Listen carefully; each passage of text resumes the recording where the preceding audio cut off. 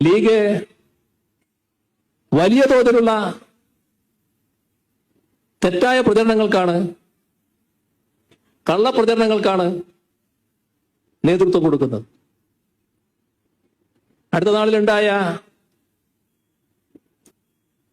ഒരു കാര്യം league നേതാക്കന്മാരെല്ലാമുള്ള assembly വേദിയിൽ ഞാൻ ഉദ്ധരിക്കുകയുണ്ടായി.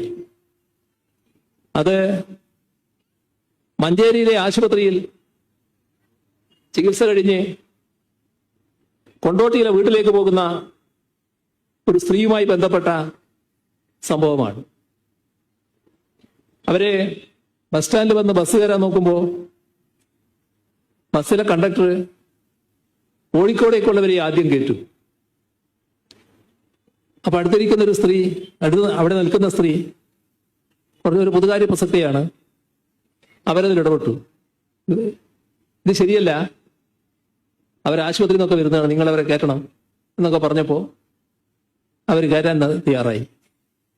ഇവരും ആ ബസ്സിൽ യാത്ര ചെയ്യുന്നുണ്ട്, രണ്ടാളും ഒരു സീറ്റിലാണ് ഇരുന്നത്.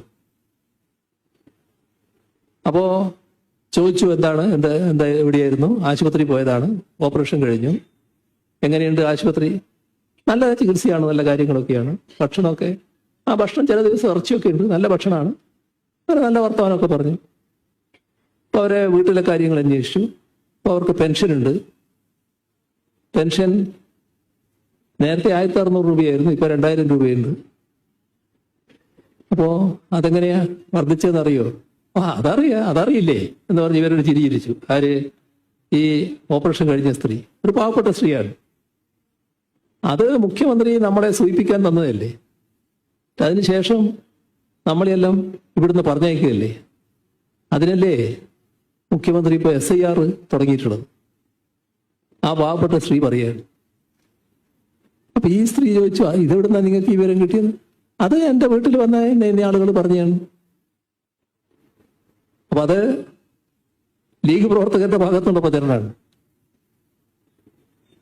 നമുക്കറിയാലോ, നമ്മുടെ നാട്ടില് പൗരത്വത്തിന്റെ പ്രശ്നം വന്നപ്പോ, പൗരത്വ ഭേദഗതി നിയമം വന്നപ്പോ നമ്മൾ സ്വീകരിച്ച നിലപാട് ഓർമ്മയില്ലേ? അതിശക്തമായ നിലപാടല്ലേ LDF സ്വീകരിച്ചത്, കേരളം സ്വീകരിച്ചത്, രാജ്യത്ത് ഇടതുപക്ഷം സ്വീകരിച്ചത്. അതില് ഏതെങ്കിലും തരത്തിലുള്ള ശങ്കക്കടിസ്ഥാനമുണ്ടോ? SIRന്റെ ഭാഗമായിട്ടുള്ള കാര്യങ്ങളിൽ വ്യക്തതയാർന്ന നിലപാടാണല്ലോ പൊതുവെ എടുത്തിട്ടുള്ളത്. അതുമായി ബന്ധപ്പെട്ട് വോട്ടവകാശം നിഷേധിക്കുന്ന നിലയുണ്ടായിക്കൂടാ. കേരള അസംബ്ലി ഏകണ്ഠമായി പ്രമേയം അംഗീകരിച്ചല്ലോ. തുറന്ന് കേരള ഗവൺമെന്റ് ശക്തമായ നിലപാടെടുത്തല്ലോ. കേസ് പോയല്ലോ. രാജ്യത്ത് എത്ര സംസ്ഥാന ഗവൺമെന്റുകൾ കേസ് പോയി? നോക്കണം, കള്ളപ്രചരണം എങ്ങനെയാണ് നടത്തുന്നത്. നേരെയൊന്നും പറയാനില്ല, നേരെ കാര്യമൊന്നും പറയാനില്ല. അപ്പോ പോയി വീടുകളിൽ പോയി SIR കേരള ഗവൺമെന്റും മുഖ്യമന്ത്രിയും കൂടി കൊണ്ടുവന്നതാണ് എന്ന് അങ്ങ് പറഞ്ഞു വിടുകയാണ്. പാവപ്പെട്ടവര് അത് വിശ്വസിച്ച് LDFനോട് എന്തെങ്കിലും മമതയുണ്ടെങ്കിൽ അതില്ലാതായിക്കോട്ടെ എന്നതാണ് കണക്കാക്കുന്നത്. ഇങ്ങനെയുള്ള ഏതെല്ലാം കള്ളപ്രചാരവേലകൾ നടക്കുന്നു എന്നത് നിങ്ങൾ പ്രാദേശികമായി ബന്ധമുള്ളവരാണ്, നിങ്ങൾക്കറിയാവുന്നതാണ്.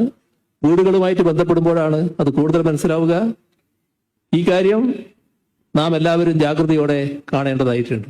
ഒരു കള്ളങ്ങൾക്കും ഒരു തരത്തിലുള്ള നുണകൾക്കും നമ്മുടെ കേരളത്തിൽ യാഥാർത്ഥ്യങ്ങളുടെ ഭാഗമായി വസ്തുതകളുടെ അടിസ്ഥാനത്തിൽ കെട്ടിയുയർത്തിയ കോട്ടയെ തകർക്കാനാവില്ല. ഇവിടെ നമ്മുടെ സംസ്ഥാനത്ത് നടക്കുന്ന വികസന പ്രവർത്തനങ്ങളിൽ കേവലം ബജറ്റിലൂടെ വികസന പ്രവർത്തനങ്ങൾ മാത്രമല്ല, 90,000 കോടിയിൽ പരം രൂപയുടെ വികസന പദ്ധതികളാണ് കിഫ്ബിയിലൂടെ നാം നടപ്പാക്കിയിട്ടുള്ളത്.